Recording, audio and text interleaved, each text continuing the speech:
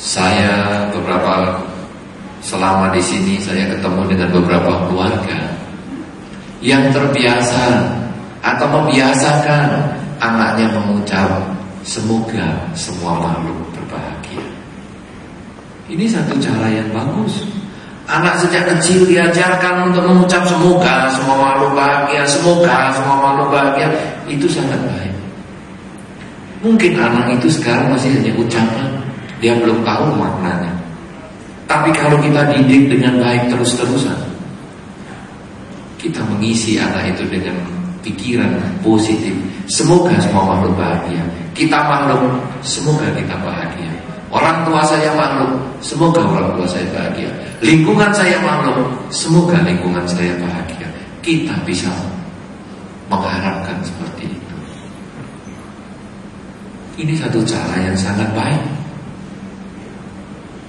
Kalau kita sudah mengajarkan anak-anak kecil seperti itu, kita yang sudah dewasa, isilah kalimat itu. Selalu menyebut semoga semua makhluk bahagia, semoga semua makhluk bahagia di dalam batinnya terus. Sehingga ketika ada orang handphonenya bagus, aduh handphone bagusnya semoga semua makhluk bahagia. Kita merasa bahagia ada orang punya handphone bagus. Kenapa kita harus membenci dia? Kenapa kita berusaha? Saya ambil apa yang handphone. Nah, biarlah semoga semua makhluk bahagia. Teman sebelah ini baunya kok luar biasa. Semoga semua makhluk bahagia. Semoga semua makhluk bahagia. Malah sekarang bukan bau pakaian, bau gas. Ya, semoga semua makhluk bahagia. Kasihan daripada ditahan-tahan, kasihan nanti sakit perut. Semoga semua makhluk bahagia. Pikiran kita positif, pikiran kita baik. Ketika kita menghadapi berbagai masalah, kebahagiaan orang punya handphone, kita memandang dia dari sudut positif, bukan karena iri hati. Melihat orang menderita, bukan kita mengejek, tapi kita juga mengharap semoga semua makhluk bahagia supaya dia suatu ketika memperoleh kemajuan dan kebaikan. Ini adalah salah satu cara membuat umat Buddha berpikir yang baik. Pikiran yang baik otomatis nanti ketika omongan, perbuatan dilakukan, dia juga akan bisa melakukan yang baik. Dia tidak lagi berpura-pura. Tapi kalau pikirannya saja masih jelek, maka senyuman, perilaku fisik itu kadang hanya bersifat pura-pura. Tersenyum, seperti kalau suami istri sedang cekcok dan ada tamu, itu kadang pura-puranya muncul di sana. Cekcok sekali luar biasa. Ada tamu datang ketok pintu, senyum.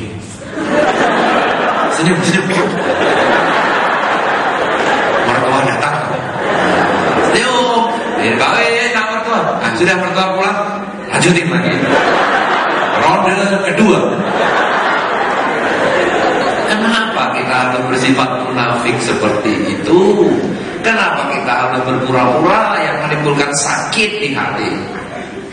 Kita akan bisa mengucapkan semoga semua makhluk bahagia, sehingga akhirnya keinginan untuk menyakiti orang lain pun tidak ada, termasuk itu pasangan hidup kita. Karena menyakiti orang yang kita sayangi sesungguhnya adalah seperti menyakiti diri kita sendiri. Tapi kadang orang lupa. Pokoknya kalau sudah bisa ngomong yang menyakitkan pasangan hidup, dan dia bisa terpikir berhari-hari sampai menangis keluar air mata, rasain karma. Lupa dirinya bikin karma buruk, lupa orang lain yang disalahin, rasain karma. Makanya jangan berani-berani sama saya. Apa bangganya bikin orang menangis? Apa bangganya bikin orang bersedih? Apalagi itu orang yang kita sayangi, apalagi itu orang yang kita cintai. Kenapa? Karena kita punya pikiran yang jelek. Tetapi kita sudah membiasakan anak-anak semoga semua makhluk bahagia. Kemudian kita yang sudah dewasa juga mengisi kehidupan kita dengan semoga semua makhluk bahagia. Maka kalau pasangan hidup kita ribut-ribut, pasangan hidup kita memancing-mancing kita jengkel, memancing-mancing emosi kita. Nah, sudah, semoga kamu bahagia. Kamu pengen apa sih? Pengen aku jengkel? Nah, sudah, semoga kamu bahagia dengan keinginanmu, tapi aku gak ikutilah. Sadarilah keinginanmu itu tidak benar. Ketika kita sedang naik mobil dipotong orang, wah, biasanya kita maki-maki keluar bahasa kaki 4 kali berapa saja.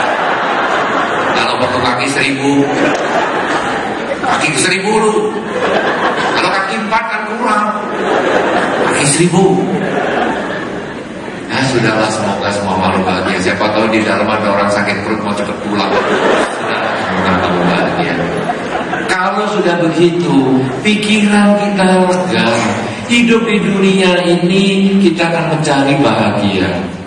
Tetapi bahagia bukan dicari di luar diri kita. Kebahagiaan itu ada di dalam diri kita. Kebahagiaan itu ada di cara kita mengubah cara berpikir kita. Makin kita pandai mencari cara mengubah pikiran kita, makin bagus.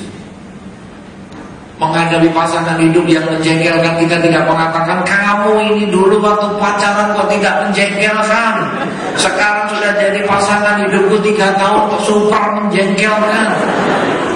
Tahu begini aku dulu gak mau sama kamu, sayang sudah punya anak 2, terpaksa dari jalannya.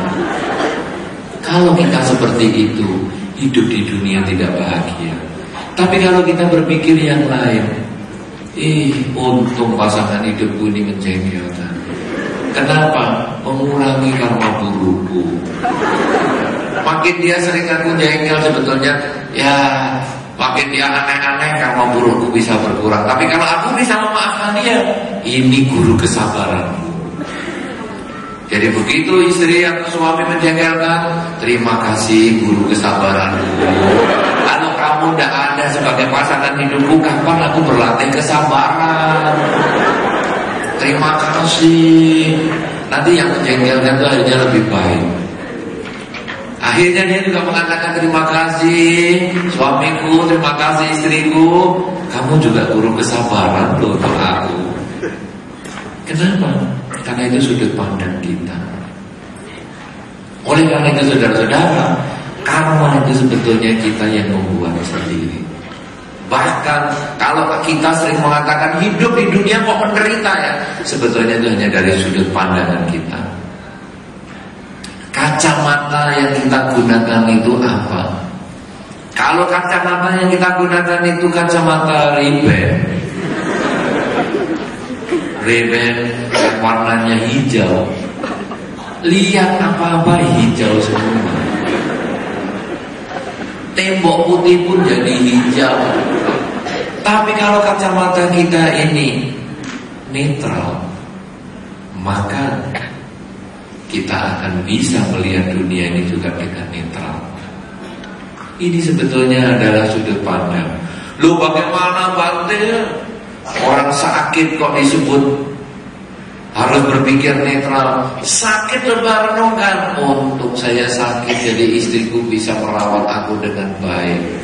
Coba kalau aku gak sakit, aku gak tahu seberapa dalam cinta istriku kepada diriku. Untung aku sakit. Sudut pandang kan?